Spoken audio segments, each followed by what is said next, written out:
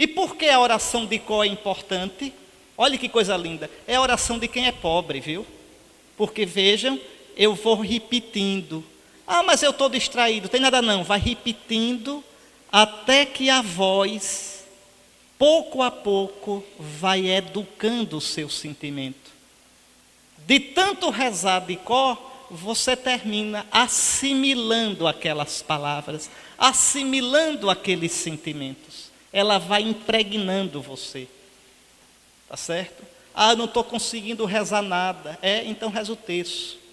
O terço é a oração mais pobre que existe. Na Catedral de Palmares, tem uns mosaicos bonitos com os mistérios do terço. E interessante, tem lá na visita a Isabel, Nossa Senhora, cantando o Magnificat.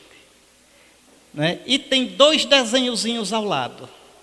Um desenho é uma estátua, aquela estátua do livro de Daniel, de Nabucodonosor, destruída, quebrada. Porque Deus derruba os soberbos. Nossa Senhora cantou isso. E do outro lado tem um terço. Porque Deus eleva os humildes. Porque rezar terço é coisa para quem é humilde, para quem é pobre.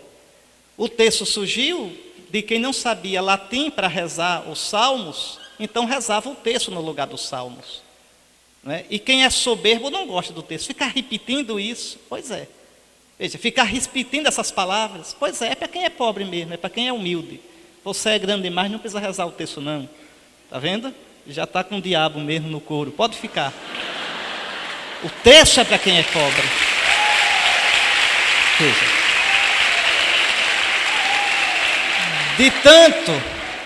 De tanto repetir aquelas palavras, de tanto, é interessante, veja, tem umas coisas, olha minha gente, tem umas coisas que a igreja nos ensinou e que a gente não deveria mudar nunca.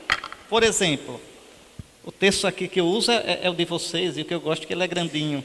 Aí veja, então, vejam, o terço, né, é importante rezar o terço com o terço na mão.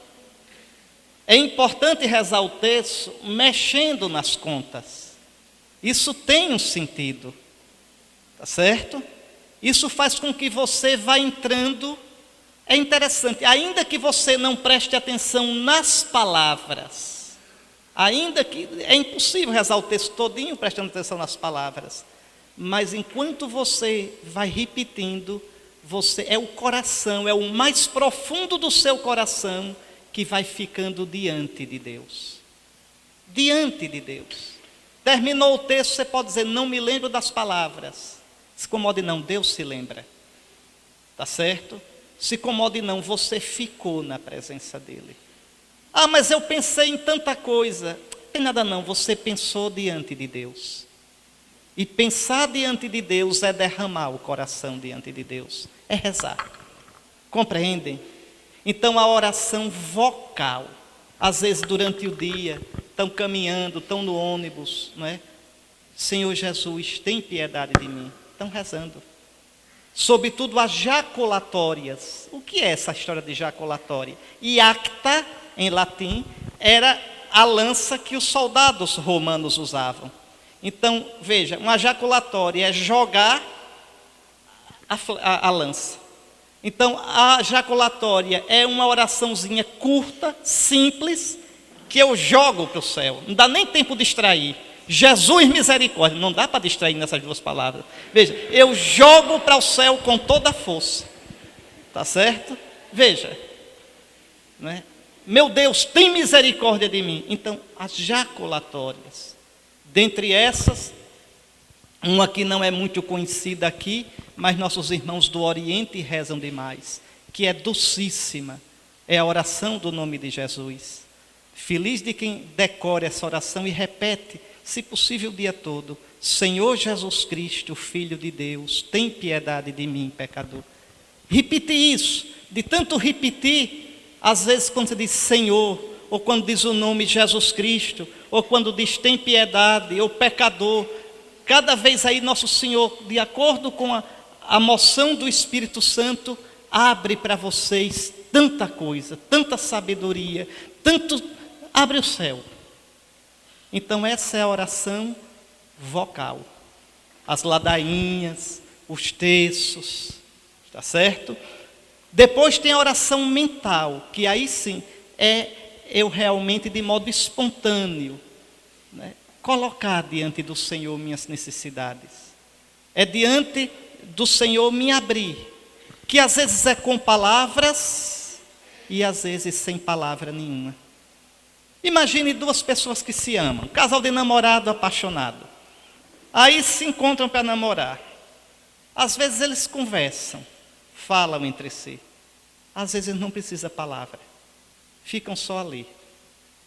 Está junto. Está juntinho do outro. Um fazendo carinho no outro. Pronto. Às vezes a oração não tem mais palavras. Não tem mais. Fica uma presença. Uma presença. As palavras vão embora. Explodem. A própria oração em línguas que nos ambientes de renovação carismática se pratica, é isso. O que é rezar em línguas? É quando nas palavras não cabem mais os sentimentos. Não precisa mais palavra. É só um ficar diante de Deus. Veja, e aqueles gemidos, tá certo? Simplesmente são para sustentar o ficar diante de Deus.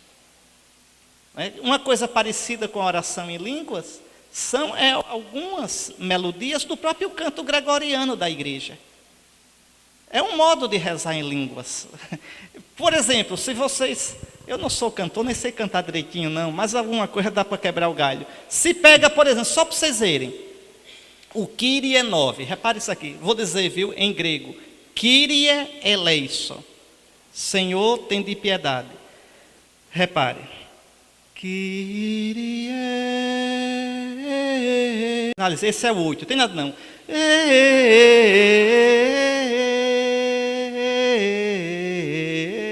Eleison. Veja, vai demorando, vai ficando ali, tá vendo? Olha. Então é um modo de você se manter na presença de Deus. Compreende? Para além das palavras. Assim também a oração em língua. É um modo, as palavras explodem. Não cabe.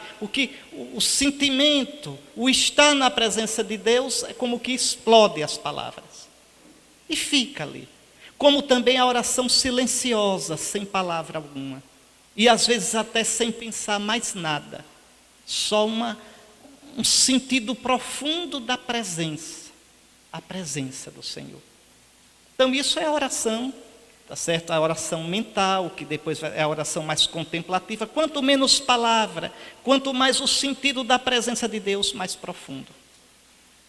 Mas outra coisa, a oração pode ser de louvor, a oração pode ser de agradecimento, de ação de graças, a oração pode ser de intercessão, de súplica. E eu queria insistir um pouquinho nisso. A oração de súplica. E a oração de intercessão também é de súplica, é pedir por outros. Vejam, nosso Senhor nos mandou pedir. Já ouviram gente dizer assim? Eu não peço nada a Deus, só agradeço. Já ouviram? Aí quando sabe, você diz, soberbo tolo. Soberbo tolo, isso não é piedade, isso é somente imaturidade besta. A gente pede porque é mendigo, a gente pede porque precisa. E nosso Senhor diz, pedi e recebereis. Buscai e achareis. Batei e vos será aberto. Aí eu pensei, eu me digo, eu não peço, agradeço. É para pedir sim. E pedir sem jamais desfalecer. Nosso Senhor aqui está falando da oração de súplica, de pedido. Olha o que ele diz, quando ele vai contar a parábola, havia, olha aqui, só um instantinho, está aqui, havia numa cidade um juiz que é ateu, não temia a Deus e não tinha consideração para com os homens. Nessa mesma cidade existia uma viúva que vinha a ele dizendo, faze-me justiça contra o meu adversário. Essa mulher, esta viúva pobre, desvalida, está pedindo. Santa Mônica pediu anos e anos a conversão de Santo Agostinho. Terminava a missa, ela ia atrás do bispo pedir, reze por Agostinho. Um dia o bispo perdeu a paciência. Mulher, pelo amor de Deus, vá embora. Não é possível que se perca o filho de tantas lágrimas. E não se perdeu mesmo não é? Então veja, pedir.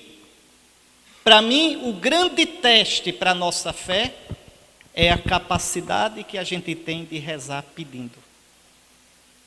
Quando eu peço, veja, quando você reza, você não mexe só com a sua cabeça, não mexe só com o seu corpo na posição de rezar. Quando você reza, você mexe com as fibras mais profundas do seu ser. É interessante, é tudo, o Espírito de Deus penetra todo o seu ser. Você pedindo, sem você perceber, Nosso Senhor está convencendo você de que você é pobre, de que você depende dEle, de que você está nas mãos dEle, de que você precisa dEle. Pedir. Peçam. Peçam. Peçam a Nosso Senhor. Pedi e recebereis. Então, a oração pode ser de súplica, de intercessão, de ação de graças, tá certo? Pode ser uma súplica de perdão. Então, tudo isso são modos de oração. Mas por trás destes modos de oração, fica sempre a oração, o estar diante de Deus. E a oração que é a oração das orações, a oração litúrgica, a Eucaristia. Porque aí é o próprio Cristo que intercede por nós e nós entramos na oração dele, na oferta dele. Nós o oferecemos ao Pai em sacrifício e o Pai nolo dá em comunhão. Agora, para terminar esta parte, uma advertência. A oração pode ser uma fuga. A oração pode ser uma mentira. A oração pode ser uma ilusão. A oração pode ser um modo de eu me mascarar diante de Deus. Quando? Quando eu rezo sem buscar a Deus de verdade. Quando eu rezo sem compromisso com Deus. Vejam bem, a oração deve sempre... Aí eu volto ao que Ana dizia ontem. Eu derramo o meu coração.